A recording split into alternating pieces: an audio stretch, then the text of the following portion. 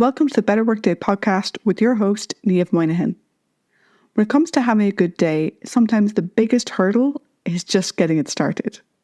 We can have the best intentions to be super productive or just to make the best of the day, but a bad start to the morning can derail everything. Niamh, how can we design a morning routine that sets the stage for a successful day?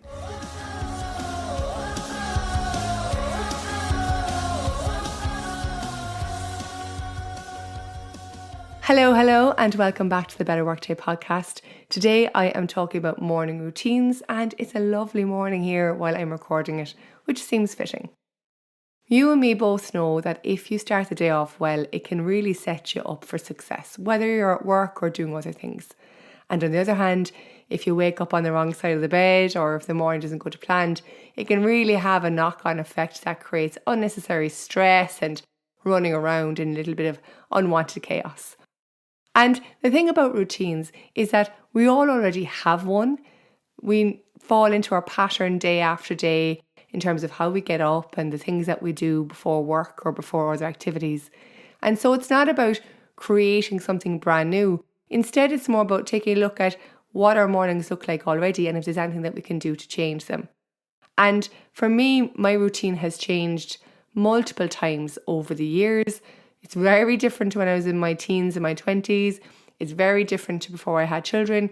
It's also very different to when I worked in a company versus now that I'm self-employed. So there are all these factors that we have to consider, and a morning routine absolutely is not a one-size-fits-all. But here's the thing.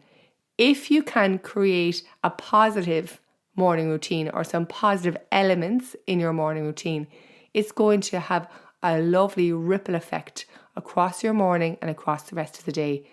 We know that when there's a positive morning routine, it can boost your decision making, really because you're not making unnecessary decisions in the morning, so you have enough of that left in the tank for later when you need it. It can help you start the day with more focus and intention, so we might reduce procrastination. It can also support your physical and mental well-being depending on what it is you do in your morning routine. And really, it allows you to feel like you're entering the day in the best way you can, whatever that looks like for you. So today what I want to do is I want to break down some basic elements of what a morning routine could look like. And then I'd like you to try and see what you deploy or how you change that to work for you. Okay, let's get into it. I have got my list of basic steps for a morning routine here, and we are going to go through them. Number 1. Restful sleep or a good night's sleep. Now, I know that sounds easy, but it's not always easy. So for a long time when I had young kids, I did not get a good night's sleep or a full night's sleep. So all I want to say on this topic is take a look at your current sleep routine, what time you go to bed, what you do before bed and all those things, and look to see is there some way you can give yourself an improvement in this area. It could be as simple as you deciding to go to bed 15 minutes before you normally do, or putting the phone away 10 minutes before you normally do. It doesn't have to be a big change, but any small change in the right direction is still a change in the right direction. So that's number 1, start the night before and having your night's sleep. Number 2 is being mindful or intentional about the day. And this can be really, really simple. All I want you to do is take a few moments when you wake up and fill in the sentence, if I do nothing else today, I will. Try to pick out one thing that you really want to focus on that day. It could be a work thing, it could be a personal thing. I don't mind what it is, but set your main goal for the day or set your main intention for the day. And then after that, you can maybe think about the other bits and pieces you'd like to achieve. But when we do that, it really allows us to start the day knowing what course we're on, what we're hoping to achieve. And then if the day doesn't go as planned, we have that anchor to bring us back. So it's really, really good. So that's number 2. And number 3, if you look up the basics of a morning routine, they're going to say movement. And for a long time now, I thought this was unrealistic for me because my kids usually wake up before me or at the same time. And for me to do exercise in the morning with them there, honestly, it's just not going to work because they're going to be in playing and stuff like that. It's just not going to happen. But lately I've really stripped that movement back and just stretched when I got out of the bed. That simple. Literally get out of bed and I put my hands above my head and I twist to the left and I twist to the right and I do a few stretches. Really nothing too fancy. And even that's an improvement. So I do it when I get out of the bed. You can also do it when you're waiting for the kettle to boil, when you're waiting for the porridge to be made, the toast to pop, whatever you're doing. Just finding some moments in the morning to move your body a little bit more than you naturally would is winning. You don't have to fit in 20 minutes exercise before your breakfast. If that's what you do, fantastic. But if it's not if it's not feasible for you, it's okay. There are other ways that we can do it. But definitely getting the body going, getting it moving in the morning is really, really good. And then after that, I suppose it kind of links in with the nutrition, okay? And having a good breakfast for you in the morning. And I'm saying that because I'm not a nutritionist, I'm not a dietitian. All I would say is that take a look at what time you start eating every day and what you eat for your first meal and ask yourself, is that the best way for you to fuel your body? Okay, and you might make a slight tweak, you might make a change, you might swap out something, which is brilliant, or you might think, no, Niamh, I'm good here. All I'm saying is that what we put into our body really affects how we feel, how we think, how we perform. So be mindful of that, be aware of that in the mornings. Is there something there that you want to change? For me, actually, I have delayed eating my breakfast for only about 15-20 minutes in the morning, and I've made 1 or 2 tiny changes to what's on my breakfast plate, and that's been plenty. So not a massive overhaul, tiny, tiny, tiny changes. And then the final element will be planning your day. So you already know what your intention or your main focus is for the day, but what does the day look like in a more detailed level? Now that could be for the morning and the afternoon, it could be by the hour, it depends on you. So now that we've got the basics down, I want to talk about different scenarios and how your morning routine can really work for you. So I have a couple of different situations here and we'll cover them off. We'll see if any of them resonate with you. If they do, by the way, I'd love to hear from you. So the first is if you are a parent of young children.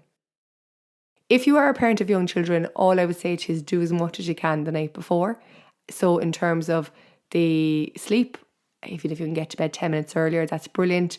In terms of the movement, maybe deciding exactly what you're going to do the minute your feet touch the floor when you get out of bed, what stretch you're going to do, just make that decision the night before. In terms of nutrition, trying to lay out your breakfast or whatever that looks like for you. Set your intention for the next day the night before and take a look at your plans the night before. The more you can do while those kids are asleep, the better. Because although I know me and you would both love it if you got to wake up before them and have a lovely cup of tea or coffee and have a moment to yourself, it's likely that that's not always going to happen. So definitely try to preempt that as much as possible. And for me, quite honestly, I used to split my morning routine in half, and I still do sometimes, which means that I do my best for the first half of the morning. And then once the kids go to creche or play school or school, I would take a 15-minute to reset my day. So that would be the 15 minutes that I would take care of the things for myself that I couldn't do that morning. Usually having a cup of tea, replanning out my day and just doing those things I didn't have time for. So you don't have to do it all at the same time. You can split it up if that works for you.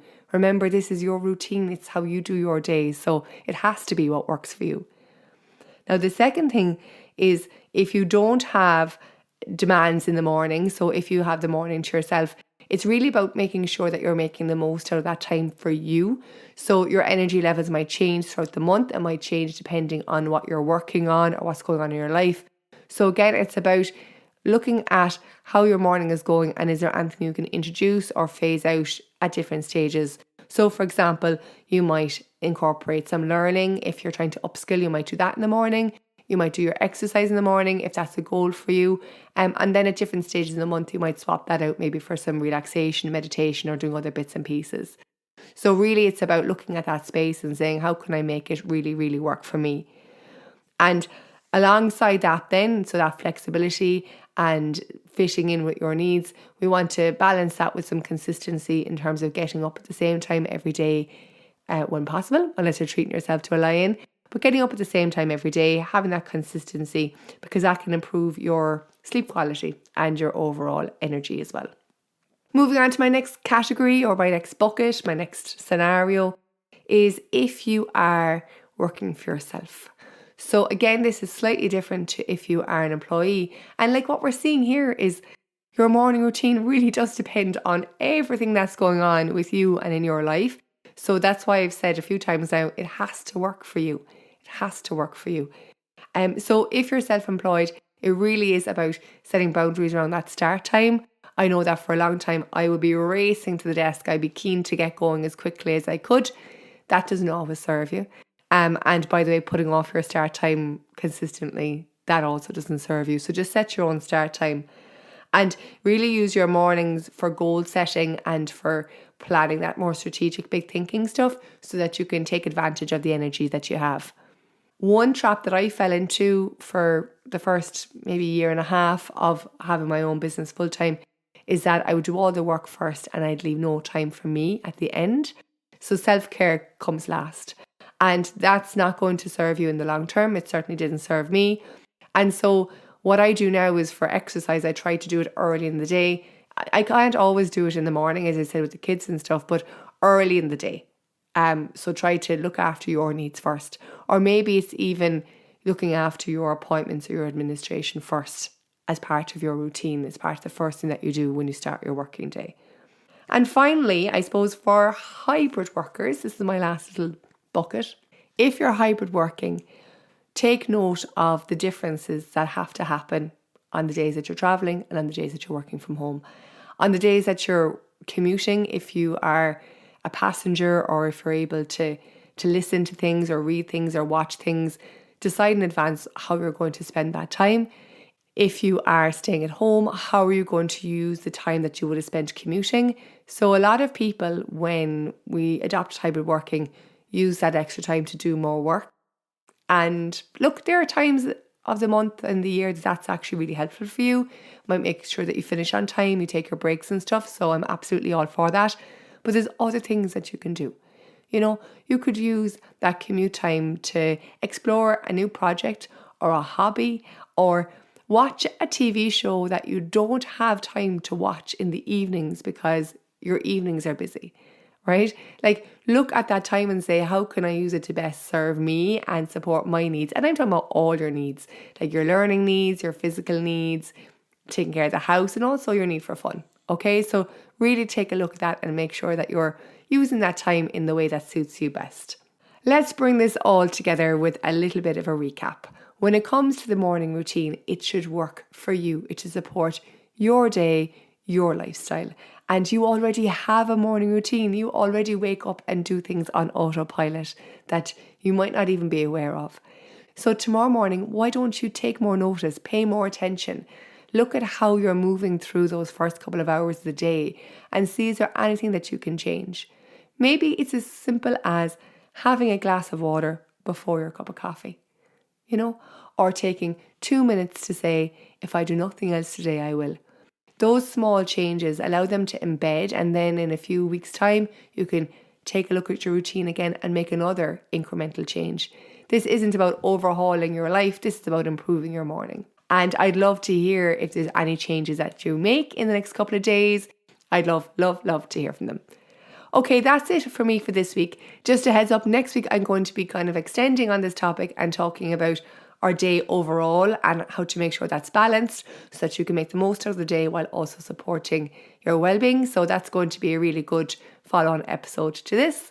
As always, if you have any questions, any suggestions, I'd love to hear from you. Please share this with a colleague or a friend who could benefit from it. And until next time, stay well and have a better workday. Thank you for tuning in. We hope you enjoyed this episode. The Better Workday podcast is about helping you have a better workday. So we'd love to hear your thoughts and questions. You can find our social media details as well as any references from this episode in the show notes.